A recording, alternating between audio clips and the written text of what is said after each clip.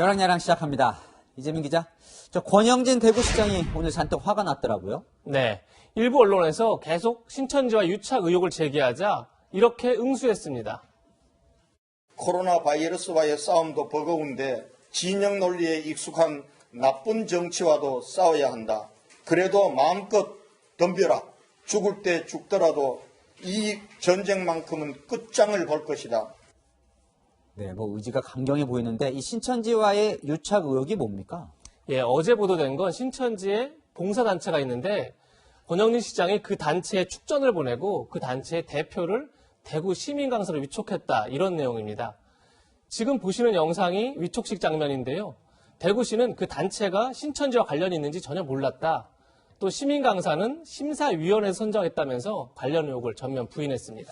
그런데 이 신천지와 권 시장의 유착 의혹이 이번이 처음은 아닌 것 같은데 무슨 배경이 있습니까?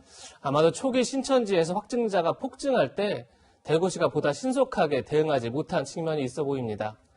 다만 권 시장이 진보 진영의 타겟이 된 게 이 사람의 발언 이유가 아니냐는 그런 말도 나옵니다. 그 대구 경북은 지금 시설 폐쇄도 안 하고 있고요. 그냥 눈물 흘리기 직전의 표정을 하면서 우리 신천지에서 협조 좀 해달라고 그 애걸복걸하는 이게 무슨 공직자예요, 이게. 네, 이 상대적으로 이 이재명 지사나 이 박원순 시장이 워낙 신천지에 강경하게 대응을 하고 있으니까요. 좀 권 시장이 소극적으로 하는 거 아니냐 이런 얘기가 나오는 것 같기도 해요. 그렇게 비교되는 면도 있어 보입니다. 다만 대구에서 먼저 확진자가 많이 나왔기 때문에 오히려 서울이나 경기는 뒤에 작업하기가 쉬웠다 이런 말도 나옵니다. 어쨌든 권 시장은 방역이 최우선이라면서 앞으로는 신천지 의혹에 일체 대응하지 않겠다 이렇게 밝혔습니다. 제가 예수교 장로의 안수 집사입니다. 앞으로는 이제 일체 해명 안 할 겁니다. 네, 권 시장에 대한 대구 여론이 어떨지도 궁금하네요. 자, 다음 주제로 넘어가 볼게요. 한선교 미래한국당 대표 스토커로 몰렸습니까? 예, 한 대표가 어제 언론 인터뷰에서 이런 말을 했습니다. 곧 대구로 내려가서 안철수 국민의당 대표를 만나 통합을 제안하겠다 이렇게 밝힌 겁니다. 이 미래한국당은 이 미래통합당의 비례정당으로 알려져 있잖아요. 그럼 국민의당하고 통합을 하면 이 보수 통합이 되는 건가요? 예, 그런데 안철수 대표는 곧바로 자신은 실용적 중도 정치의 길을 굳건히 가겠다 하면서 통합 제안을 단칼에 잘랐습니다. 특히 권은희 국민의당 의원은 통합 제안은 스토킹이고 스토킹은 범죄다 이렇게까지 경고했습니다. 그러자 한성균 대표도 지금은 대구를 찾아가는 게 적절하지 않다면서 한 발 물러섰습니다. 네, 그런데 이 한 대표는 황교안 대표하고도 좀 삐걱거리는 것 같아요. 예, 미래통합당 입장에서는 자신들이 영입한 인재들을 미래한국당의 비례대표로 내보내야 되는데 미래한국당의 반응은 탐탁치 않습니다.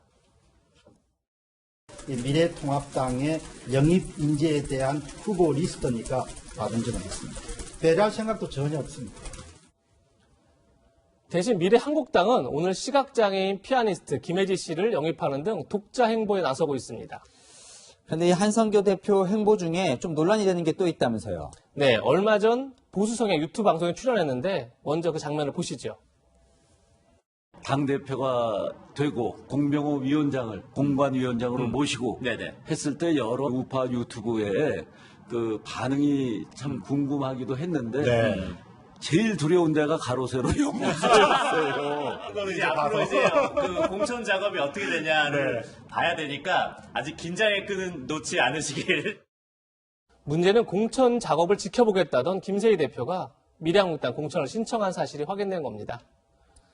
그런데 화장실 갈 때와 나올 때 마음이 달라지듯이 정당도 만들기 전과 후가 달라지는 건가요?